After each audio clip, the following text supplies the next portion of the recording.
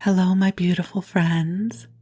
I am Laurel Bleadon-Maffei with Illuminating Souls, welcoming you to this episode of Sleepy Bedtime Blessings, a podcast designed to help you rest, relax, and fall asleep, all while deepening in your connection with your beautiful team of angels who love you so. If we're meeting for the first time, I am an angelic practitioner, a spiritual teacher, and an encourager of souls. And I do this through one-on-one angel sessions, soul mentoring, and a variety of classes designed to inspire your spirit. And you can learn more at my website, illuminatingsouls.com, where you can also sign up for my daily inspiration email blast, and I will send you an inspiring email every weekday. But for now, the angels and I are here to help you come into a cozy, soothing place of rest. This podcast is a mashup of two of my favorite forms of self-care, working with the angels and listening to a sleep podcast to help me go to sleep. And the way this podcast works is we'll be together for about an hour. Usually the first 15 to 20 minutes, I share with you about the angels or a spiritual theme. And then for the second part of the episode, I will read to you or tell you a story or ramble to you to help keep you company as you drift off to sleep. What I have found to be so helpful about sleep podcasts is they keep me company and they give my consciousness a very gentle focal point. And it helps me ultimately drift off. For so many years, I used to watch television and fall asleep with the TV. But I don't know what happened in the last few years. It became less effective for me, or perhaps less cozy. And probably about 5 years ago, I found my way to sleep podcasts. And I absolutely fell in love with them. At first, when I started looking at sleep podcasts, I thought perhaps they were meditative, or they had something embedded in them, some sort of subliminal message that would put me to sleep. But what I discovered is they were very gentle narratives, whether they were stories or people were reading from books in public domain. It was meant to be rambling, soothing, friendly narratives that help our waking consciousness drift off. And if you think about it from a societal standpoint, so many children drift off to bed while somebody is reading them a story. For me, my sister and I shared a bedroom on the second floor of our house, and I have such sweet, warm memories of hearing my parents' voices off in the distance downstairs as they were just in conversation or watching TV while we were upstairs getting ready to go to bed, and it was so comforting. So my intention for this podcast is that it is a comforting, soothing space.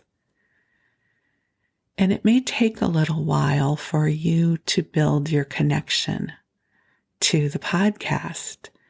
So give it a try for a few nights.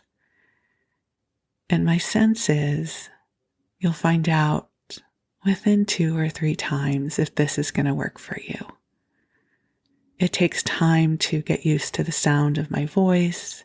It takes a little bit of time for your consciousness to build trust in this space. And it's not just the sound of my voice, but it is the love of the angels that is flowing through this broadcast. And angels are divine celestial beings that are here to love and support us. I'm blessed to be someone who can feel the love of the angels. And so I feel their love flowing through whenever I get ready to record an episode. So right now it is early morning here in Northern California. It's still dark out. And I am underneath the blanket fort, and I feel the love of the angels coming through for you. If you don't know what the blanket fort is, I throw a big cozy blanket over my computer monitor and over my head, and I create a blanket fort. It helps to mute the sound. I don't have a recording studio. And so early on, I discovered if I created this tent with a blanket, that it made the sound be a little more intimate. So now for me, I have this Pavlovian response when I get underneath the blanket fort. My heart just smiles and I feel the joy of the angels and this beautiful connection with you. And the love is flowing through. And I am so grateful for this time with you. You are a beautiful beloved in this world, and this world is better because you are here. And so whether you are using this podcast to help you fall asleep, and also I know many of you use it during the daytime to keep you company as you commute to work or go about your day, however you are guided to use this podcast, you have my blessing and gratitude. I'm so deeply grateful for this opportunity to be with you. And so I'm going to call the angels in. They are already here, but I love the ritual of sharing them with you. So I invite you to get cozy and snuggle on in and take some deep breaths in and out as we call ourselves forward into the heart of God. And beautiful angels on high, I invite you to join us here. And I welcome your presence. I welcome your light. I welcome your love.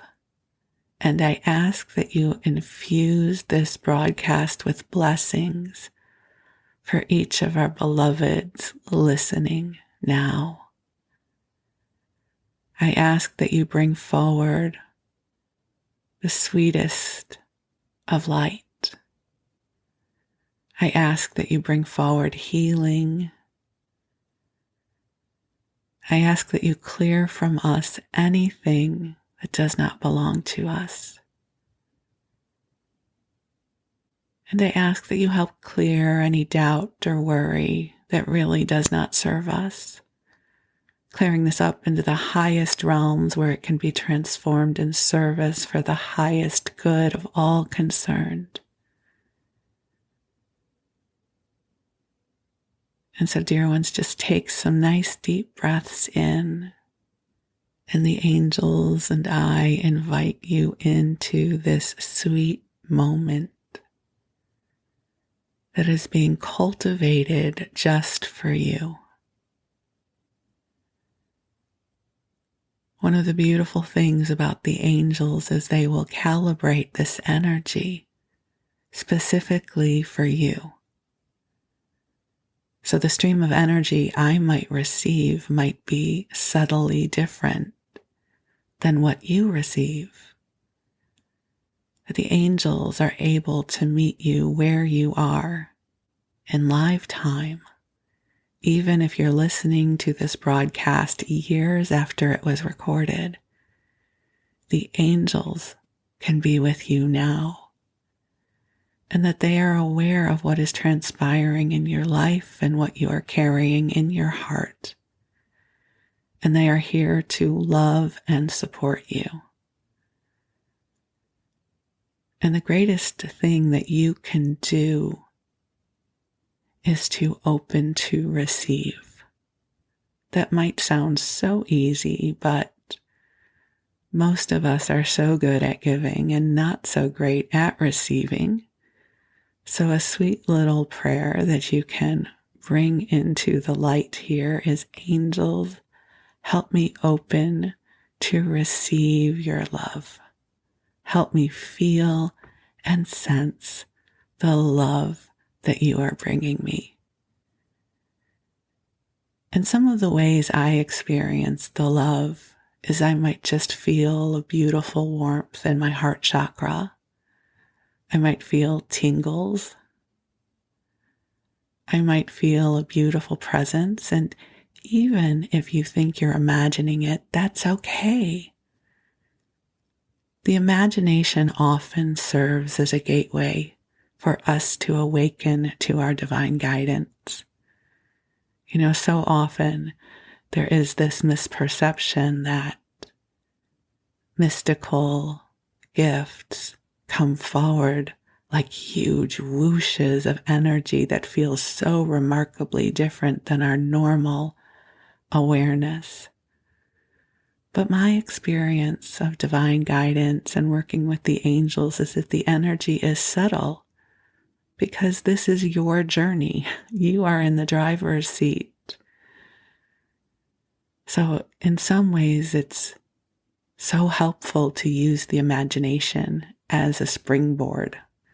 There is overlap between our imagination and the gateway to divine guidance. They're not one and the same, but they do share some territory. So one of the suggestions I have is if you can imagine, especially if you are a daydreamer. For some of us, the gift of imagination and daydream comes more easily than others. I happen to be someone who has daydreamed my entire life. So just imagine, if you will, the most loving presence in the universe, shining love upon you. What would that look like? And if you can't imagine that, imagine standing outside on a bright, sunny day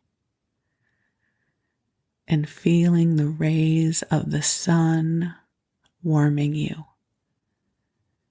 The climate is perfect. The temperature is perfect. And the sun feels gentle.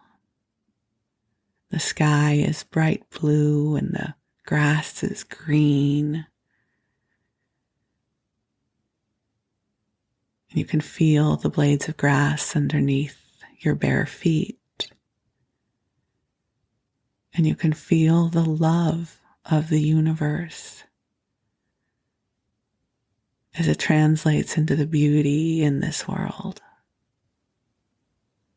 So just take another deep breath in, allowing the light of the divine to help you remember who you are as a divine being in human form. You are divine in nature. You are a light in this world. And I am so deeply grateful for this opportunity to get to shine this love upon you now. And allow this love to flow to your body, allowing your body to relax, allowing your body to sink into your bed or your chair, allowing any burdens to be cleared from you now. Just breathing this love into every cell of your body. Blessing your body, sending it this beautiful healing light. Imagining, if you will, that the room that you are in is being filled with a soft pink light that is filled with divine love that has been calibrated just for you. And this light easily and gracefully ripples to everyone in your home, your loved ones, including your pets, your plants, your crystals, everything in your home. For the space you are in is infused with this soft pink light. And this light easily ripples to everyone you love, everyone you carry in your heart receives this blessing as well. It's a beautiful thing about this kind of love. It is generous in spirit. And as you breathe, it ripples. And you don't have to give your own energy. Instead, this energy flows from the angels and God in your name. So allow yourself to be supported right now. Allow grace to meet you where you are. Allow the prayers of your heart to be received by your angels as they carry them to God. And in this moment, I affirm that blessings are flowing to you. Miracles are being seeded in your name. Sparks of inspiration are flowing to you, so that in the coming days and weeks, opportunities and ideas are going to flow to you in ways that will delight your spirit. I love the word delight. Everything about it makes me happy, so I also send you waves of delight, whatever delights you. I send you prayers for lightness of spirit, that you find your spark as you remember who you are as a beloved child of God. You are a big, beautiful soul. You carry within you beautiful magic and light. You carry goodness in your heart. And you are one of the ways that God's love is made visible in this world. So thank you. Thank you for being you.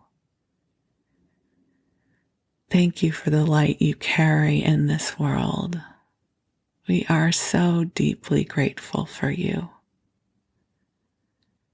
And so, dear one, just go ahead and breathe and allow yourself to drift off. You have done enough for this day. And while you rest, the angels will watch over you. And I'm going to tell you a story. So as I record this, we are in the early days of January 2023. And as someone who has lived all of my life in a large-sized body, I can't even tell you how many years of my life January has meant going on a diet. I don't do that anymore, just so you know. I am far wiser than I was in my younger years. But for many decades of my life, January was the time that you set your resolutions and you were going to lose weight. You were going to exercise. At least I shouldn't say you. I should say me. I was going to lose weight and I was going to exercise. This was going to be the year I got it together, because I grew up thinking that my weight was my fault, which many of us believed. And the good news is scientists and the medical community are just starting to understand better why some of us carry more weight than others. And it is not a personal failing. It is not a lack of willpower. It is a metabolic condition. But that's not what Storytime is going to be about. I just wanted to let you know that the beliefs that I held for most of my life are no longer the beliefs I hold, and that has brought a tremendous amount of peace and healing and a sense of humor to my own journey. So I'm able to reflect upon the past with a sense of humor and eye rolls and, oh my God, I can't believe we ever lived life this way. And so in this episode, I thought we could go into the Wayback Machine, and I went onto eBay and I found an old Weight Watchers recipe pamphlet. It must be from the late 60s or early 70s. And it has many of the recipes that I remember, and I thought I would share them with you. I also will share with you just a quick memory about Weight Watchers and New Year's. It was somewhere in the late 1980s, so I would have been still in my 20s, and going to Weight Watchers in January was a thing. It was a ritual because, of course, this was going to be the year. For as long as I can remember, I always perceived myself as overweight, and it was my fault. And so something like Weight Watchers would help me finally get this into gear. And it's a known, and I don't know if this is still true, but back in the day, the early January meetings in Weight Watchers were mobbed, lines out the door. So I was not the only one who felt this way. And so I went to a Weight Watchers meeting in January. I think it used to be on Westwood Boulevard in Los Angeles. And as we were registering, CBS News was there with a camera crew interviewing people who were going back to Weight Watchers for the first of the year. And they interviewed me. And I said something like, this is going to be the year. I'm looking forward to it. I don't remember what I said, but I was bright and shiny. And the only reason I remember this happened is because people around the country who knew me called me and said, we saw you on CBS News. I don't know that that tape exists anymore, but somewhere in the archives of the human experience, I am one of those people who is present on camera saying this was going to be my year, and it never was. Because, I'm still me. But back in the day, Weight Watchers, I have to say, has evolved tremendously over the years. We've learned so much more about healthy eating. But I first went to Weight Watchers when I was 7 years old. That's young. So I've been doing this a long, long time. And back then, Weight Watchers was pretty militant. It involved, since I was a kid, I had to drink a lot of milk. You had to eat liver, I think, once a week. You had to eat fish 5 times a week. So there were all of these things you had to do to be legal on Weight Watchers. And that was the word legal or illegal. There was legal food and illegal food. And part of the reason I wanted to buy this little pamphlet with recipes in it was because I was trying to determine if what I remembered was real. Like, was it a bad dream? Did it really happen? And I've shared with you some of my memories in another episode I did about diet recipes from the 70s. But for instance, one of them that I remembered was the quote cheese Danish, which involved toasting a piece of bread, which was never the good bread. It was some sort of like skinny bread. And you would put a 1/4 cup of cottage cheese, always low fat, thank you very much, onto the bread with some sweetened low and some cinnamon. And then you would toast it. And that was considered cheese Danish. It never was a cheese Danish, let's just be clear, but it's what they called it. You know what is so interesting about that is cottage cheese toast is becoming a thing again, much to my horror and fascination. A few of the food accounts that I follow on Instagram and TikTok, people who do healthy recipes, not diet recipes, just whole foods, they are making this cottage cheese toast where they take a really lovely piece of bread, so not that weird skinny bread that I used to eat as a kid, but real bread, and toast it. And then you take whole fat cottage cheese and you put it on the toast, maybe with some avocado or something. And they're eating it as if they have discovered the holy grail of delicious food, like how we felt about avocado toast several years ago. And it cracks me up because all I can think of is, do you know the history of cottage cheese toast? It is not a pretty one. So I thought we would go through this recipe booklet together and go down memory lane for any of you who were on a similar journey to me.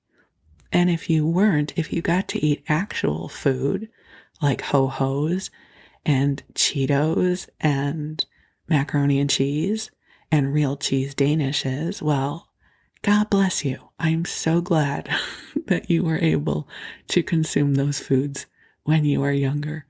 I always had to have the diet person's substitute of these things. So I had a good relationship with sweet and low back in the day. So here we go. So the first thing we go into here is soups. And we start off with cabbage soup. And how many of you remember the cabbage soup diet? I don't remember what was in it, but I remembered it had to do with eating or drinking a tremendous amount of cabbage soup to help you lose weight. So this is the Weight Watchers. It's a local Weight Watchers group that put out this recipe book. So this wasn't Weight Watchers National. It was a regional Weight Watchers group, but these were some of their recipes. God bless these women. God bless these women. And I know I am making this gender specific. There were men who went to Weight Watchers, but it was mostly women who would come up with these recipes. And you can feel and see the diet culture in this. So, a 46-ounce can of tomato soup, 7 tablespoons of lemon juice, 2 tablespoons of dehydrated onions, a half a cup of water, 2 envelopes of powdered beef bouillon, 1 teaspoon of liquid artificial sweetener. Combine above ingredients and bring to a boil. Add shredded cabbage, at least 1/2 head or more if desired. Is that the saddest excuse for soup you have ever heard? Like dehydrated onions, you're not even sauteing real onions. There's no mirepoix in here. There's no carrots and celery and onions. There's not even a little pat of butter to give it some flavor. You get a can of tomato juice, some dehydrated onions, some lemon juice and beef bouillon and sweetener. It's the saddest thing. But that was the mindset back then. So how about the saddest version of cream of mushroom soup? 1 small can or jar of mushrooms. And the thing is I remember back in the day, we used canned mushrooms. I don't know what was happening with fresh mushrooms back then, but I grew up on canned or jarred mushrooms. 1 cup of non-fat milk or skim. It was always skim milk. I was from the Midwest, so we did skim. 1 cube or envelope of beef bouillon, and then salt and pepper to taste. Blend mushrooms, half the juice, bouillon, and the cup of milk in blender. Like, this was the mindset that we could not even be trusted to have real food. We just could only have this imitation food. But also, the thing about these kinds of recipes is that these foods were all free foods. Like, you could have as much as you wanted. And for people who grew up in the diet culture, quantity was everything. We were always looking to eat, and now we understand much more why that is, right? The bodies that we're in are sending signals like, we're in trouble here, we need more food. But back then we didn't know that that was the case. So this idea of being able to consume large quantities of these foods that weren't really foods were the best thing we could come up with. So there you go. There's a few very sad soup recipes for you. Okay, and now we get to eggs and cheese and breakfast options, which I remember well because I had these often. So we start off with the very famous pancakes. So you take 1 egg, 1 slice of bread, again, usually some skinny bread, 2 tablespoons of buttermilk, which we didn't have, my mom would have used skim milk, a pinch of salt, artificial sweetener, equal to 2 teaspoons of sugar or to taste. So that would have likely been 1 packet or 2 packets of the pink packet Sweet and Low. Put in blender at high speed, and then you pour it into a hot non-stick skillet. And you can also slice an apple, peach, or a half a cup of blueberries. And that's what we did. I remember my mom would make me a blueberry pancake out of this. And then it says, breakfast only. Men, do not forget to eat your other slice of bread, because men got to have more food. And if you don't think that that did not build up resentment at Weight Watchers meetings, the Weight Watcher lecturer would say something like, and men, remember, you get an extra slice of bread. And all the women would give this really nervous giggle like, oh. Because men tend to need more food and lose weight easier than women. So there was always this war of the sexes happening at Weight Watchers meetings. And listen, you might want some syrup. So here is Weight Watchers syrup for you. 1 can of non-caloric cream soda. And I'm going to go back to the whole soda thing in just a second. 1 cap of artificial butter flavoring. 1 cap of maple extract and artificial sweetener to taste. You put it in a pan and you boil it, and then you pour it over your pancakes. So again, there's no nutritional value in this, no sugars. Now, let's set the stage for the late 60s, early 70s.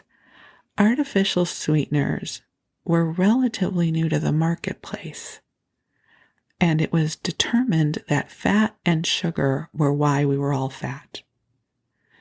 And so anything where you could substitute fat or you could substitute sugar was a thing.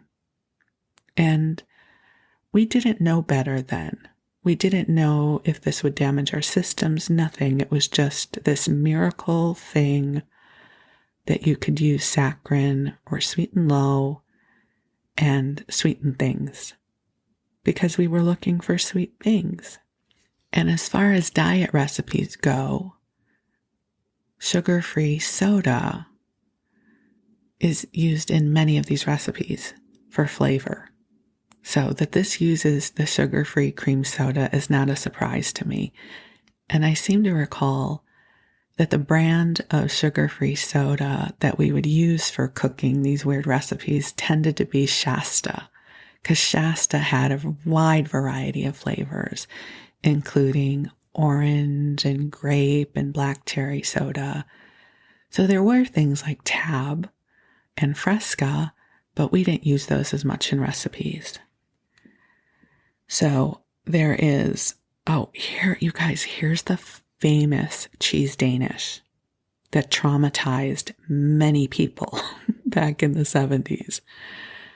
Like if they, nowadays, the people who are doing cottage cheese toast, it's called cottage cheese toast. So the bar is not very high when it comes to expectations, right? So if a food influencer right now is making cottage cheese toast because they love toast and they love cottage cheese, power to them.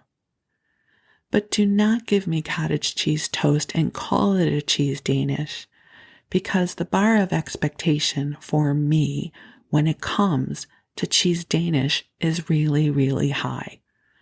I am looking for a flaky experience when it comes to the pastry. I am looking for a hefty dollop of cheesecake-like filling for the cheese Danish. So to hand me a sad piece of toast with cottage cheese on it, it is just cruel. It is my belief. So here is the famous cottage cheese Danish from Weight Watchers. 1 slice of crisp toast. Again, this is not good toast. This is not a hefty piece of sourdough or challah or brioche. This is nasty, skinny diet bread, toasted. 1/8 teaspoon of cinnamon, 1/8 teaspoon of vanilla, a 1/4 cup of cottage cheese, and I assure you in my house it was non-fat. Artificial sweetener to taste. You mix the cottage cheese with the cinnamon, vanilla, and artificial sweetener. Spread it on the toast and place under the broiler until brown and bubbly. Fruit may be added on top before broiling, but must be counted in daily requirements. Now, this is a big thing. If you were going to put some fruit onto your cheese Danish, you had to count it. You had to count everything because we could not be trusted when it came to food. You had to count everything. Now, here's the thing I remember. I was always so hungry after this, and no wonder, a 1/4 cup of cottage cheese. So I still eat cottage cheese today because I like it, but I tend to eat it with fruit, with some honey or something, so I don't torture myself with cottage cheese, and I always get full-fat cottage cheese. It happens to be a good source of protein that works for me, but it's not out of some sense of denying myself anything. But I happen to know the nutrients of cottage cheese, so when I get my full-fat cottage cheese, a 1/2 cup is about 110 calories, and depending on the brand is somewhere around 14 grams of protein. So if I was having a 1/4 cup of cottage cheese, it was probably non-fat, that would have been about 45 calories and only 7 grams of protein. That's not enough. That's not enough food for breakfast. It's crazy. Here's another one. I never had this one, but it sounds horrible. They're calling it, quote, hot cereal, because we couldn't have had real oatmeal back then. So 1 slice of white bread, 1 egg, 2 ounces of boiling water, a 1/4 teaspoon of cinnamon, 2 ounces of skimmed evaporated milk, and 3 drops of imitation butter flavoring. And you pour boiling water over the bread, you add the evaporated milk, you stir constantly while adding the egg. Oh, this just sounds terrible. I'm not even going to keep going. It's so sad. There is sort of the pancake version, but it's called an apple fritter because you add in an apple. Like, no wonder I grew up with a really skewed version of food. And could I trust myself around food? Okay, so let's keep going. I hope I'm not traumatizing you guys with this. It's like, no wonder. Oh my, and you know what? Can I just say, I am not being hypercritical of the people who put these recipes together. It really was a reflection of the mindset of that time. We didn't know better. You know, here we were gaining weight and we didn't understand why. It must have been because of the food we were eating. You know, even though if you go back generations, we were growing up with fat and with sugar and with whole foods. And so something must be going wrong. And so there was this messaging that we could not be trusted around food, which is really sad, but we didn't know better. And I think I don't know, the way I think about it is, if you look back at medical science 200 years ago, there's so much we know now that we didn't know then. You know, that now we wash our hands, that now we take care about how we prepare our food. Now we have antibiotics. And so the wisdom we have now far surpasses what was the wisdom of the day 200 years ago. And I wholeheartedly believe that 50 years from now, we're going to look back at how we were thinking about obesity and shudder because we had it so wrong. But these recipes reflect what we thought to be right and true back then. So let's look at some more, shall we? This one, I don't know. This just makes me so sad. It is pineapple cheesecake. And you know it's going to be nothing like pineapple cheesecake, right? So don't get excited. Half a medium pineapple cut up in chunks. And I have to imagine this would have been canned pineapple.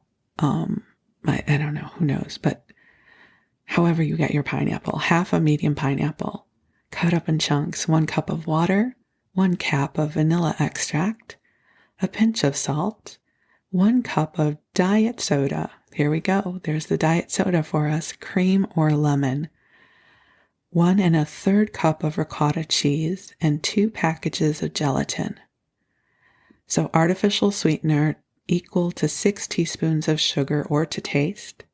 You boil the pineapple and water for 20 minutes. In a bowl, mix soda and gelatin. To this, add the cooked pineapple and chill until syrupy. Put this in a blender and blend. Add all other ingredients and blend. Place in a pie pan and refrigerate. And serves 2 for lunch. Count the fruit.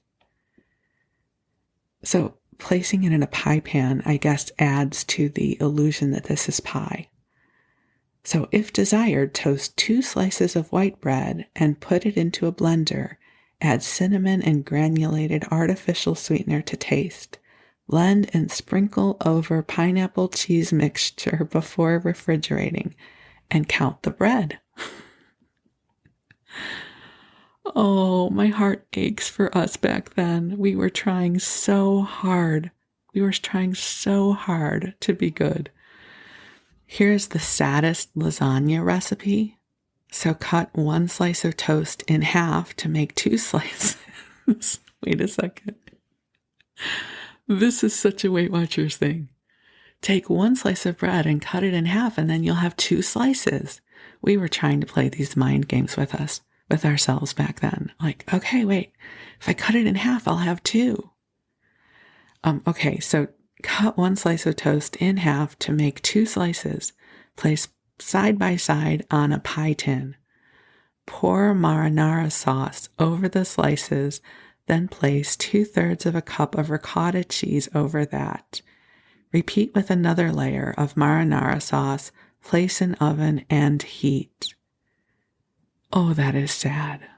Okay. God bless us. I believe that we can send healing light in all dimensions of time.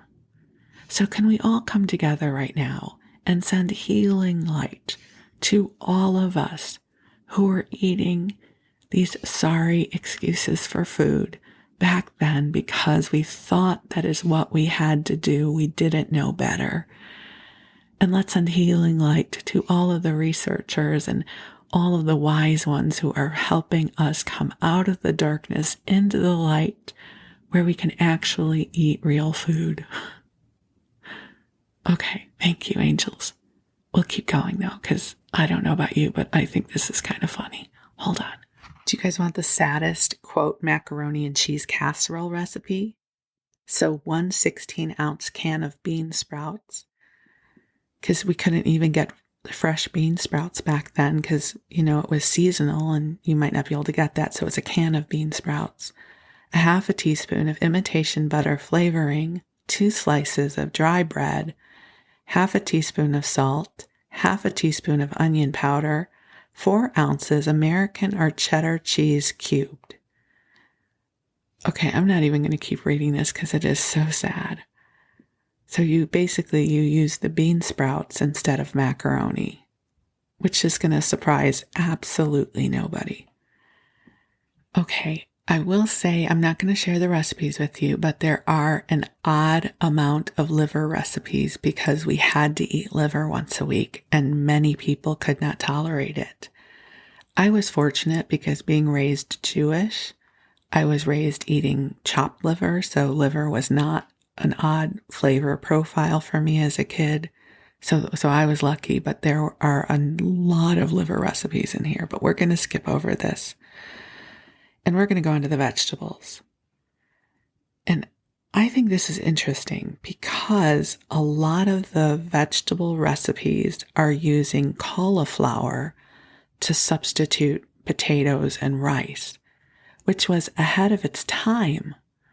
I don't remember this at all as a kid, so I don't know that my mom ever made these, but the whole cauliflower as pizza thing, it was started back then. So there's a recipe for mock potato pudding using cauliflower. There's a Spanish rice recipe using cauliflower. It has 1 large can of tomato juice. Already it sounds terrible, right? Of course, there is the artificial sweetener because you have to have that. There is some celery, Tabasco sauce, onion flakes, not even real onions, and 2 packages of cauliflower cooked and mashed. And then you bake it. So cauliflower was doing its thing back then, which I don't remember at all. And let's skip over to the desserts, right? Because we were all about the desserts. So here is a lemon meringue pie, 2 cans of lemon diet soda, 2 packages of unflavored gelatin, half a fresh lemon, 15 drops of yellow food coloring, artificial sweetener. Prepare lemon gelatin dessert, add the juice of half a lemon and the grated rind of the lemon. Add artificial sweetener. Add 15 drops of yellow food coloring. Set in refrigerator to harden. After it hardens, put it in the blender and whip until fluffy, and then pour it into a 10-inch pie pan. So basically, there are no calories in this, which is what we were going for back then. We wanted 0-calorie food that we could pretend was food. Then there is the meringue topping, because we can't forget that. 1 can cream diet soda, 1/3 of a cup of powdered non-fat dry milk, artificial sweetener, 1 package of unflavored gelatin. Prepare cream gelatin dessert. Add sweetener to equal approximately 2 teaspoons of sugar and 1/3 of a cup of powdered non-fat dry milk all at once. Set in refrigerator to harden. After it is hard, whip it into a blender until fluffy and pour on top of the lemon filling. The only thing here is that you must count your third of a cup of milk, which is half your daily allotment. Is this so sad? Oh my God. Like, you cannot be trusted. You have to count your third of a cup of milk, which is half your daily allotment. God, we didn't even get one full cup of milk. Okay, you can do a strawberry version, which is yummy, which is 2 cans of strawberry soda, non-caloric, of course, for the lemon, and substitute red food coloring for the yellow. So that's an option. And I do have to share that the baked apple recipe that I remember from my childhood is in here. So you wash and core the apple. You slit and peel a third of the way down. Place the apples in an oven-proof dish and pour non-caloric black cherry soda over them. Sprinkle with cinnamon and artificial sweetener and bake in a moderate oven at 375 degrees until apples are tender, about 50 minutes. I absolutely remember this as a kid. This was our version of a baked apple with black cherry soda poured over it. And I enjoyed it, I will say, because what did I know? I was eating food that wasn't food. And God bless my mom. She was trying so hard. She was on Weight Watchers with me. She didn't just send me to Weight Watchers. She had to do Weight Watchers too because she felt she was overweight, which she really wasn't. But that was how we felt back in the day. Here's one. Caramel Frosty Freeze. Like a big promise, right? The bar seems high. Put a third of a cup of powdered non-fat dry milk in a blender. Add scant amount of water just to start the blender going. Add a level teaspoon of instant coffee and half a capful of maple extract and sweetener to equal 5 teaspoons of sugar. Blend on low speed. Gradually add 1 ice cube at a time until 1 whole tray is used. Keep on low for about 5 minutes after ice is fully crushed. The more you blend, the more you get. Okay, you know what? As I'm reading this to you, I am remembering that I used to get this. My mom would make this for me. I don't know that we used maple. We may have used vanilla extract, but I have this vision of my mom making a shake for me using instant coffee and ice cubes. And remember, the ice cubes would be in the metal tray, right, where you had to lift up the handle and try and crack them out because we did not have automatic ice machines back then, back in the olden days. Oh my God, I just am having this visceral memory of these milkshakes. Woohoo! Like other people would get milkshakes from Burger King. I would get the Weight Watchers milkshake. Yay me. Okay, let's see what else we got. Okay, how about an apple turnover? This is in the miscellaneous category.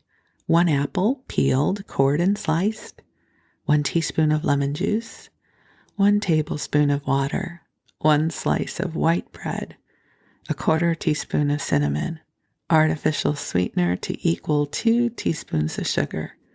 Cook last 4 ingredients with the apple until tender. Cool. Remove crust from bread and roll thin. Like no crust for you. Place half of apple mixture on bread. Oh my God, I remember this. Place half of apple mixture on bread and fold diagonally. Moisten edges and press together with a fork. Bake at 425 degrees until brown. Oh my God, wait, I remember this. Oh, wait. And then it says, remember to eat the crust of bread because we had to count things.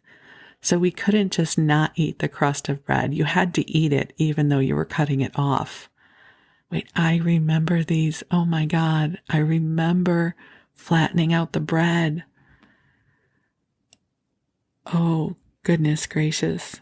No wonder I had food issues. Oh, oh, my heart is so filled with love for all of us back then. God bless our little hearts, trying to make a mock apple turnover that would somehow satisfy.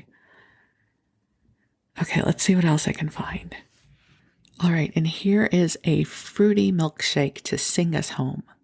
1/3 of a cup of non-fat dry milk, 1/3 of a cup of ice water, 1/4 cup of sliced strawberries, 1/2 teaspoon of cherry extract, 1/2 teaspoon of orange extract, artificial sweetener to taste, equal to 1/2 cup of sugar, 6 ice cubes crushed.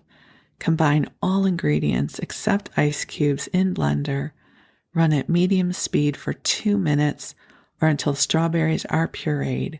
Add crushed ice. Run at medium speed for 2 minutes and makes 1 serving. And I have to say, I remember these kinds of milkshakes. I seem to recall it would involve milk or blueberries and artificial sweetener and ice. Now, all in all, that doesn't sound so weird, right? We do a lot of smoothies these days, right? We're used to blended drinks.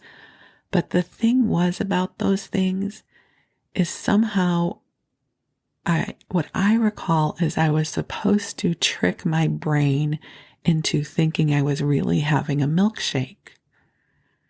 You know, if I make a fruit smoothie, I know I'm having a fruit smoothie. I am not having a milkshake. A milkshake is its own thing with its own sense of satiety, right? Like it's going to be creamy and smooth and sweet and filling versus a fruit smoothie is a different experience. I don't know. That's just me waxing poetic about what my relationship with food is. Like I want my experience of food to be what it is. I think it's why I never got into the whole cauliflower thing that has been the craze for the last 5 years. You know, cauliflower crust pizza and I think I tried the cauliflower fried rice once, and I was profoundly disappointed because I wanted fried rice, not cauliflower fried rice. It's not that I don't like cauliflower. I like cauliflower, you know, I like roasted cauliflower. I like cauliflower in my salads. I'm not anti-cauliflower, but cauliflower is its own thing. But I don't do well with cauliflower that's supposed to be a pizza crust. I grew up in Chicago on Lou Malnati's pizza. I have a really high bar when it comes to pizza crust. So cauliflower pizza crust and me, like I'm not going to have a good experience of that. And that's what I remember about Weight Watchers back then is we were looking to find substitutes for other kinds of food, right? So now if people want to eat cottage cheese toast because they like cottage cheese on toast, that's all well and good. But please don't call it a cheese Danish. Like I have high expectations when you call something a cheese Danish. I have 60 years of experiences in my food Rolodex of what a cheese Danish is going to be. And if you hand me a piece of skinny toast with 1/4 cup of non-fat cottage cheese, some cinnamon and some sweet and low, and tell me it's a cheese Danish, I am going to feel so defeated. So here's to a lifetime of trying to understand our relationship to food and health and wellness. And I am so grateful I have lived my way into this moment in time where I have a very healthy relationship with food. I eat whole foods. I eat delicious foods. I don't count things anymore. I don't think of things as legal and illegal. if I cut a crust off a piece of toast for whatever reason, I will not require myself to eat it. In the spirit of the new year energy, here's to eating food that allow our bodies to feel healthy and well. And here's to eating delicious food that delights us, right? That makes our bodies feel good. So, as we draw this episode to completion, here is to a healthy, beautiful relationship with food and our bodies. We are so lucky to live in this time when we know so much more than we used to. And I am just so grateful to have lived my way into this time of life, because I feel like I have such deep compassion and awareness. And back then, we just didn't know. It was this mystery. And so people figured out that if we just deny food and we eat small amounts of food and we eat fake food, that perhaps then we will lose weight. So, sending healing light, again, all dimensions of time. Let's just heal that and come into this moment where we can actually eat an apple if we want to, or I can. I'll speak for myself. I can eat a piece of toast because I want to, not because I'm trying to imagine that it's an apple turnover, right? I can eat an apple without pouring diet soda on it to make it taste like something else. I can enjoy a delicious apple. And life is so much better now. So I hope you have enjoyed this walk down memory lane with me. And I love you very, very much. And I'm sending healing light through all dimensions of your timeline as well. So grateful we are here now. And I wish you the sweetest of dreams. I wish you love. I wish you goodness. And I am so deeply grateful for you. We'll talk again soon. Thank you.